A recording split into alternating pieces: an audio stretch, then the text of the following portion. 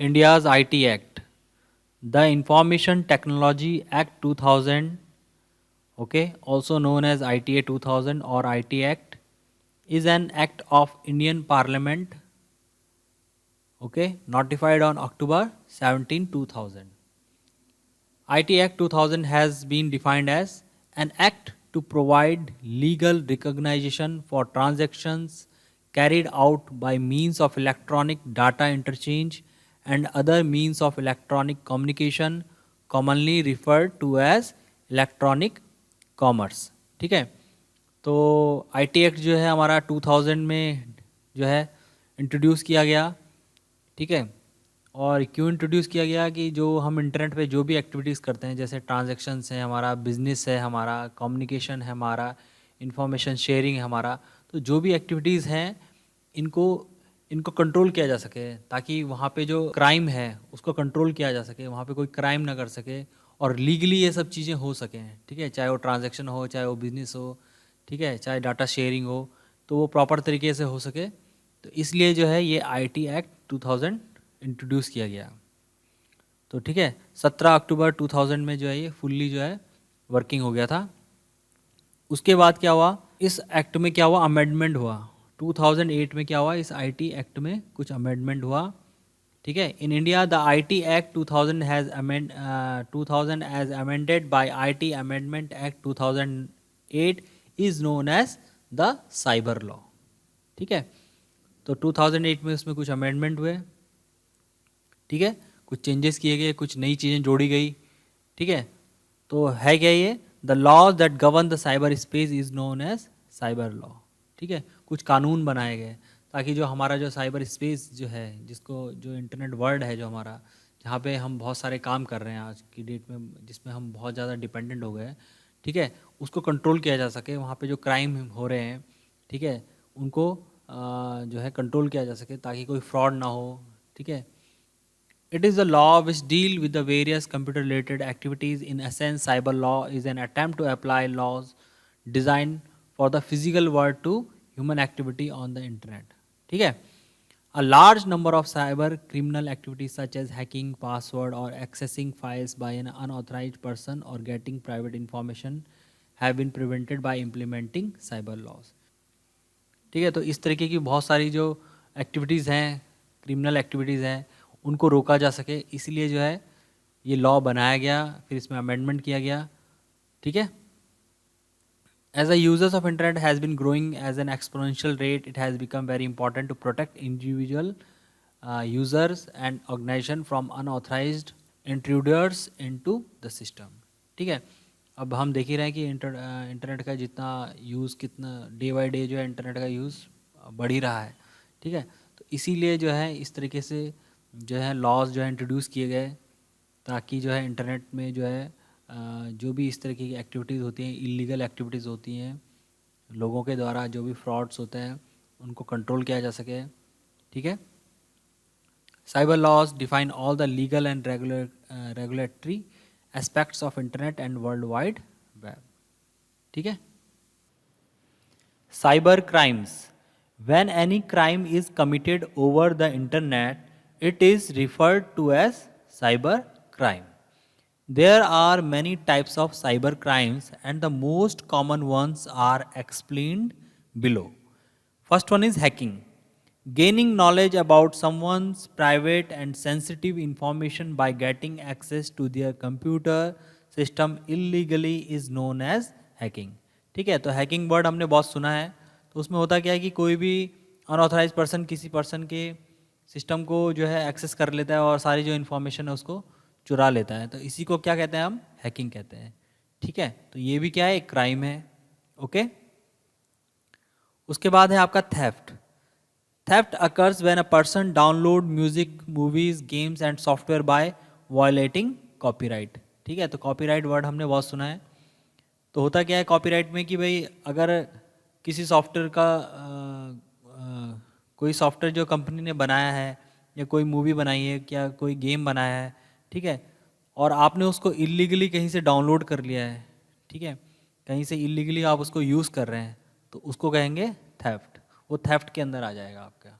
ठीक है, नेक्स्ट है आपका cyber stalking. Cyber stalking is a kind of online harassment where the victim gets unwanted abusive online messages and email. ठीक है, तो इसको कहते हैं साइबर स्टॉकिंग. पर्सन को अनवांटेड ईमेल या अनवांटेड मैसेज मिल रहे हैं ऑनलाइन, ठीक है, जिसको जिसके कारण वो जो है परेशान हो रहा है, तो उसी को कहते हैं साइबर स्टॉकिंग. ठीक है. Identity theft. This has become a major problem with people using the internet for cash transactions and banking services. In this cybercrime, a criminal access data about a person, bank account, credit card, social security card, debit card, and other sensitive information to gain money or to buy things online in the victim's name. That can result in major financial loss for the victim and even spoils the victim credit history.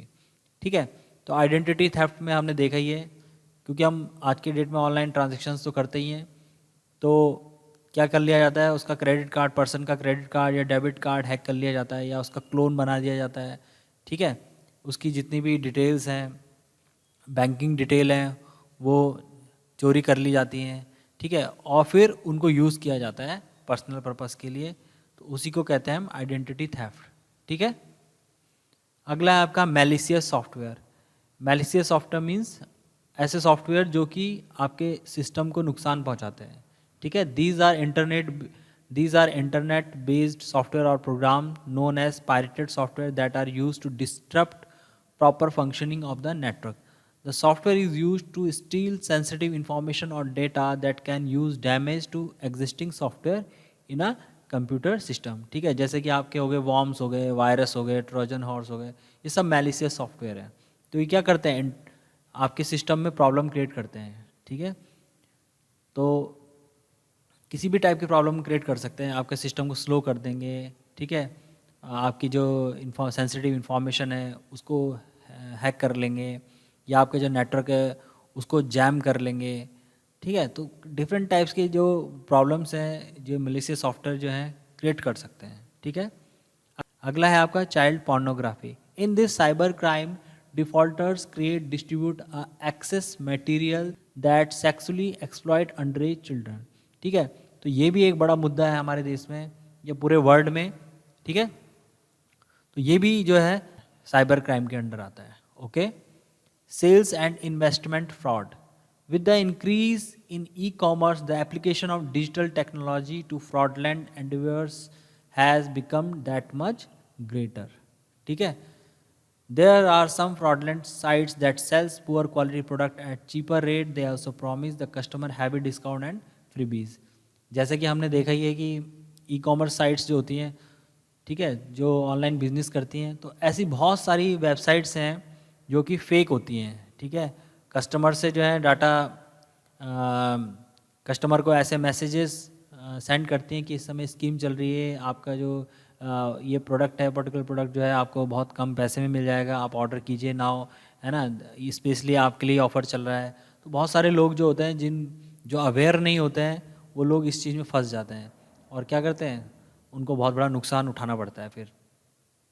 ठीक है, तो ये भी एक बहुत बड़ा crime है. ठीक है. Electronic funds transfer fraud.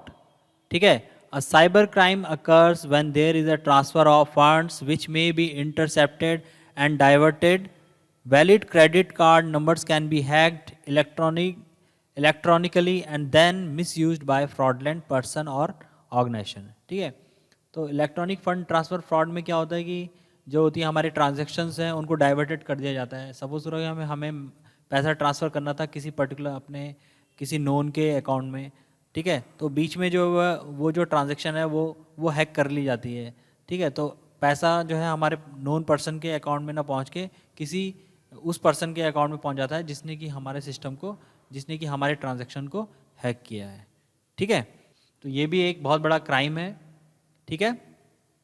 अगला है defamation. It involves a cyber crime with the intent of lowering the dignity of someone by hacking into their email account and sending mails using vulgar language to an unknown person.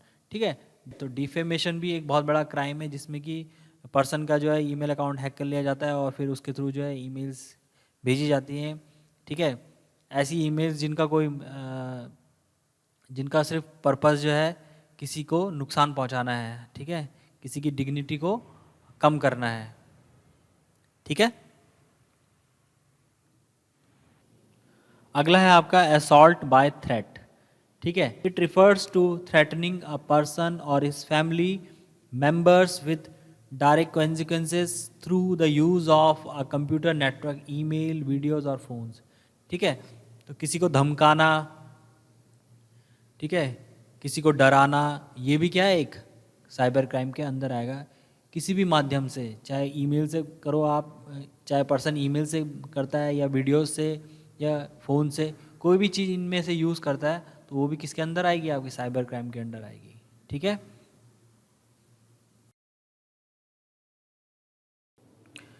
Next one is Daniel of service attacks.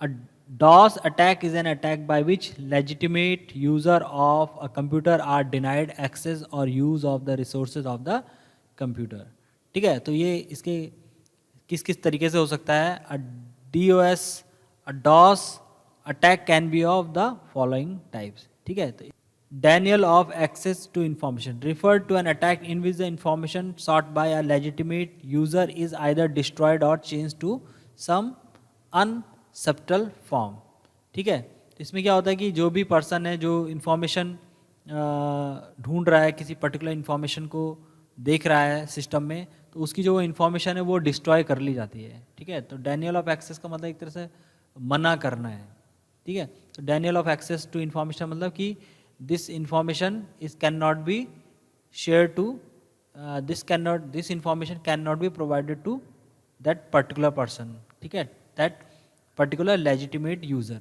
ठीक है।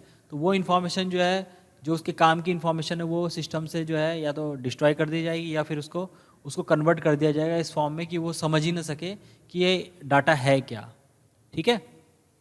अगला है इसमें denial of access to application refers to an attack that denies a user from accessing an application by making it either unusable और unavailable, ठीक है। तो एक यूज़र है जो कि एप्लीकेशंस को एक्सेस करना चाहता है, लेकिन उसकी होता क्या है इसमें, denial of access to application में या तो एप्लीकेशंस को हटा दिया जाता है सिस्टम से या फिर उनको भी इस तरह से करप्ट कर दिया जाता है कि जो पर्सन है जो उनको यूज़ करना चाहता है वो उसको यूज़ ना कर सके, ठीक है।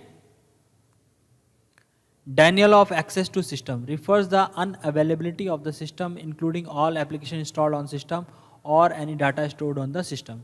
तो denial of access to system में क्या होता है कि एक पर्सन है जो अपने सिस्टम को एक्सेस करना चाहता है लेकिन वो एक्सेस नहीं कर पा रहा है, ठीक है। तो सिस्टम एकदम सही है लेकिन उसके जो उसका लॉगिन सिस्टम है या जो उसका एक्सेस सिस्टम है वो प्रॉपरली काम नहीं कर रहा है, ठीक है। Denial of access to communication referred to a common type of attack that can range from cutting wires and jamming radio communication to flooding network with excessive traffic, ठीक है, ठीक है। तो इसके अंदर क्या क्या आता है, कटिंग वायर, कहीं तारें काट दी गई या हमारे सिग्नल्स जो हैं जैम कर दिया जाए या हमारे नेटवर्क को जो है ओवर फ्लडेड कर दिया गया ताकि जो हमारे जो नेटवर्क है उसमें जो है डाटा की जो स्पीड है वो स्लो हो जाए। तो ये सब जो चीज़ें हैं, ठीक है, ये किसके अंदर आती हैं, denial of access to communication के अंदर।